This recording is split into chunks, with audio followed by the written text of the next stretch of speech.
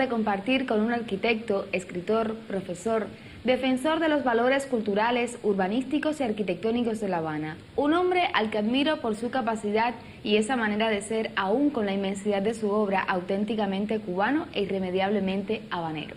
Bienvenido a este programa, Mario Coyula. Bueno, pues muchísimas gracias por la invitación.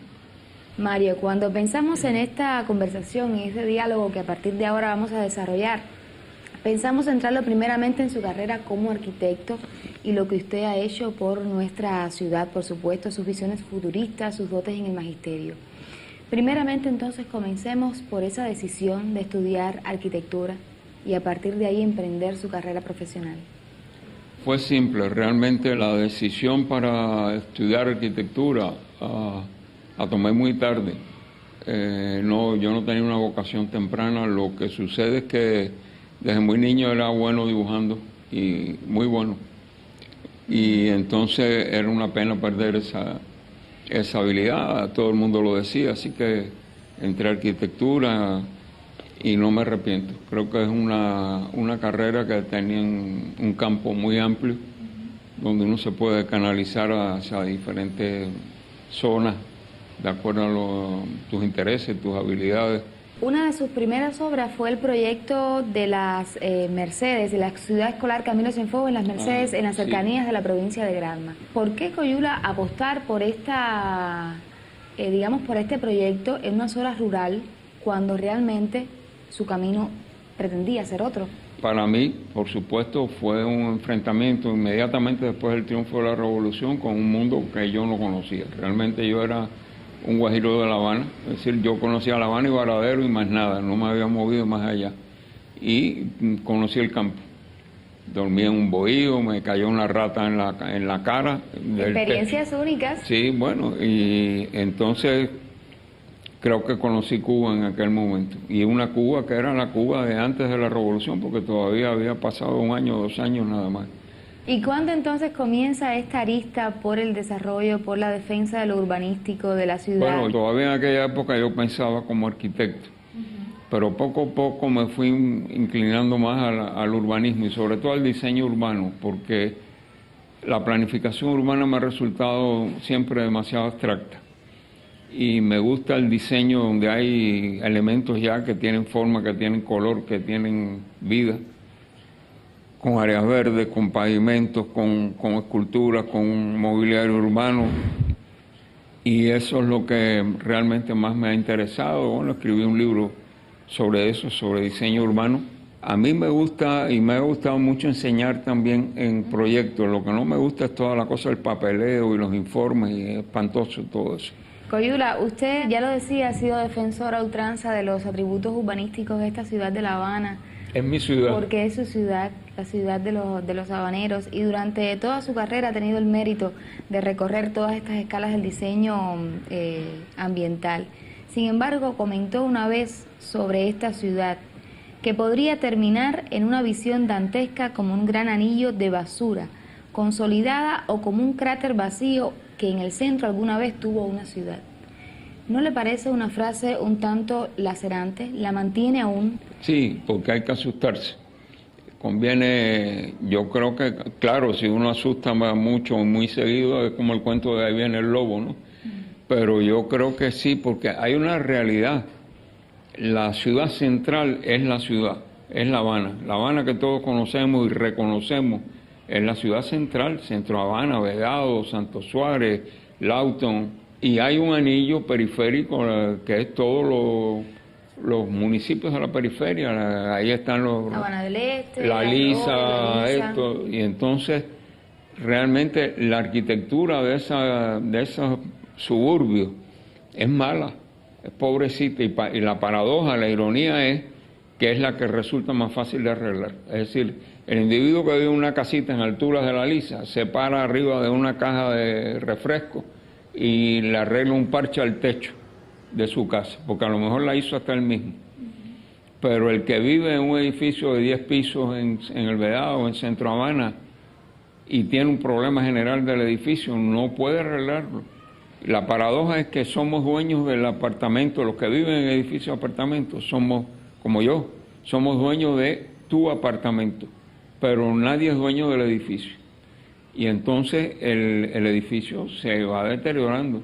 ¿Mantienen entonces ustedes esta afirmación? Sí, yo creo que sí.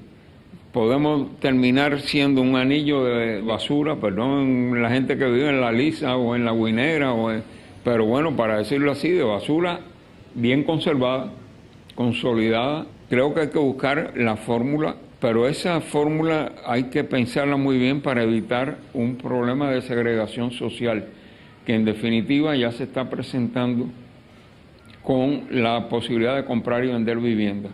La gente que tiene más ingresos tiene posibilidad de comprar las mejores viviendas y lo están haciendo.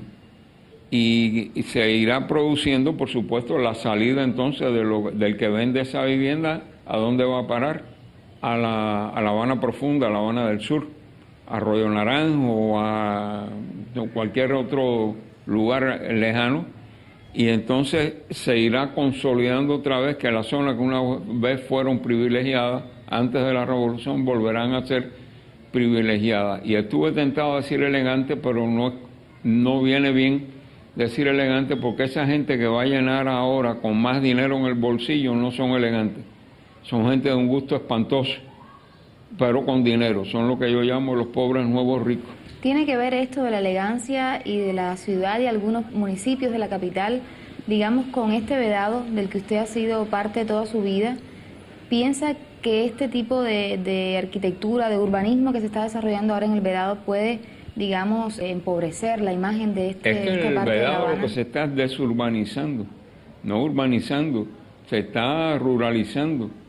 Pues ya es un problema de la migración de zonas rurales, que gente que vivía en el campo llega aquí, quiere criar gallinas y sembrar plátanos en el jardín de la casa, luego hace una jaula para meter el carro cuando a lo mejor ya tiene carro. Entonces, a veces yo digo, bueno, pueden pensar, el que me oye y dice, bueno, este nació en el Vedado y era un burgués o lo que fuera, pero yo digo, no, es que no es de antes de la revolución y después de la revolución, es que durante 20 años después del triunfo de la revolución se respetaban las leyes, se sacaban las licencias de obra, se mandaba a parar una obra y se le hacía rehacer lo mal hecho. Todo eso se dejó perder por gusto, fue suicida, fue una actitud suicida. Ahora el gobierno está consciente de eso y quiere hacer algo, pero en muchos casos es muy difícil porque ya es tarde. Yo creo que todo esto es un reflejo de un deterioro mucho mayor de la sociedad, de una marginalización de la sociedad. Lo que era marginal ya no es marginal, es dominante. Marginal es cuando eran minoría, pero ya es la mayoría, es el reggaetón, es el escándalo, es la chusmería, es la grosería, el empujón, el darle la mala a alguien. Llegas por ahí al asesinato, ¿no? Creo que es muy interesante que hay que empezar el orden para vivir. Tú necesitas reglas de convivencia. Estamos en un bote grande, y se ha metido mucha gente que no le tocaba ir en ese bote, que tenía que ir en otro.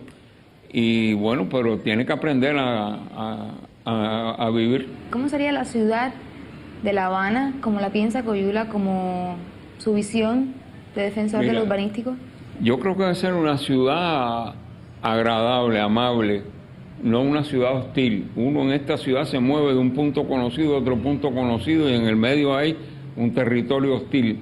Si tú te quedas varado en el medio, estás como en el desierto. Te puedes ahogar, puedes morirte de sed, Entonces hay que hacer que esta ciudad sea amable, que incita a que la gente se mueva, la camine, la disfrute. Y eso es un conjunto de cosas que hay que lograr para conseguir eso. La posibilidad de poder compartir con usted en su casa este momentico sobre su vida, su profesión, nos ha permitido conocer también digamos, ambientación que tiene con la plástica de artistas cubanos. ¿Es usted amante de las artes plásticas cubanas? Bueno, la arquitectura es una de las artes plásticas, pero no se trata como arte plástica, se trata como construcción. En la prensa la atiende el que atiende construcción, no el que atiende arte. El propio Ministerio de Cultura, aunque por la UNIAC sí se ha recibido bastante apoyo para la arquitectura, pero uno ve una gran diferencia en cómo la actitud que hay hacia la arquitectura y la actitud hacia las otras artes. Pero la arquitectura definitivamente es un arte. Tiene que serlo, porque si la construcción es el medio de que la arquitectura tiene para materializarse, pero no es la arquitectura.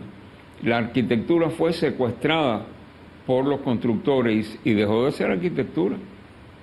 Entonces, y esto es después de la Revolución. Todavía en los años 60 se hacía arquitectura. Ahora tenemos muy pocas posibilidades, muy pocos edificios nuevos se están haciendo. Muchos de ellos, a su vez, no están hechos por arquitectos cubanos, sino por arquitectos extranjeros que ni siquiera son superestrellas, que es muy doloroso porque uno dice, bueno, yo no tengo nada que venga un tremendo arquitecto extranjero a hacer una obra aquí, eso enriquece el patrimonio, además que le pongan un cubano al lado a trabajar con él para que se le pegue algo. Pero no hace falta traer un arquitecto extranjero malo si aquí los tenemos y son más baratos. Qué bien. Coyula, hemos hablado de muchísimas cosas, todo vinculado a Cuba, a La Habana, por supuesto, pero a este país, del que todos somos parte. Para usted, ¿qué es Cuba? Bueno, Cuba es mi patria. Cuba es el país que además lo tengo desde... Mis abuelos pelearon en la guerra de independencia, desde antes, los anteriores también. Mi familia lleva muchas generaciones en este país por todos lados, por un lado hasta la conquista. Entonces, yo me siento obligado por eso, pero con una obligación que me gusta. ¿Siente que si hubiera emigrado como tantos de su generación, hubiera sido Cuba eso mismo? No, Cuba hubiera sido un recuerdo. Y mis dos hermanas y mi madre se fueron de Cuba y mucho tiempo después, cuando empecé a viajar a dar conferencias en Estados Unidos y eso, trataba de pasar por Miami para verlo, aunque fueron unos días. Y era una cosa, una sensación al mismo tiempo muy agradable, por supuesto. Tuve 30 años sin ver a mis hermanas y al mismo tiempo triste, porque las veía sumergidas en un mundo que ya no existía, oyendo música de los años 50, hablando de gente y de lugares que ya no existían. Y era triste, es decir, y se mantenían muy cubanas, pero Cuba era algo en la cabeza, no era una Cuba real. ¿Siente que será La Habana alguna vez parte de ese pasado del que me hacía referencia cuando hablaba de Cuba, de lo que usted quisiera, desearía ver, que quizás no pueda ver? Bueno, pasado y presente se confunden. Y yo no puedo pensar en La Habana solo como La Habana del pasado, y ni sería loco. Las ciudades no se pueden congelar. Y esta es una ciudad que tiene que cambiar. La cuestión es cómo cambia, hacia dónde cambia y en qué forma se maneja y se gestiona ese cambio. Ojalá que sea un cambio para mejor. Habrá cosas que se perderán inevitablemente, no se puede conservar todo, ni siquiera se debe conservar todo, no solo es que no se puede, que no se debe, pero hay que conservar la esencia y hay que conservar lo más posible, no solo por razones culturales, sino hasta por razones ecológicas. Lo mejor sería una ciudad que se fuera entretejiendo, que fuera viendo las sustituciones inevitables de un edificio que llega al final de su vida. Y a mí no me duele que un edificio muera cuando ya cumplió su vida útil, aunque a veces vale la pena hacer, porque es algo muy especial, hacer un esfuerzo para mantenerlo vivo. A mí me parece que lo importante de una ciudad, de cualquier ciudad, es la diversidad y la superposición de funciones. Eso es lo que le da vida a la ciudad. No me quiero poner ahora nostálgico ni romántico, pero a esa etapa de los años 60 fue una etapa en que uno sentía que cualquier cosa era posible. Muchísimas gracias, Coyula, por aceptar nuestra presencia en su casa, por poder compartir con usted este lugar de intimidad, de meditación, de reflexión sobre su obra, sobre su carrera. Gracias a ti, Maylin, y gracias a ustedes. Por hoy termina este programa especial donde esta vez usted, el doctor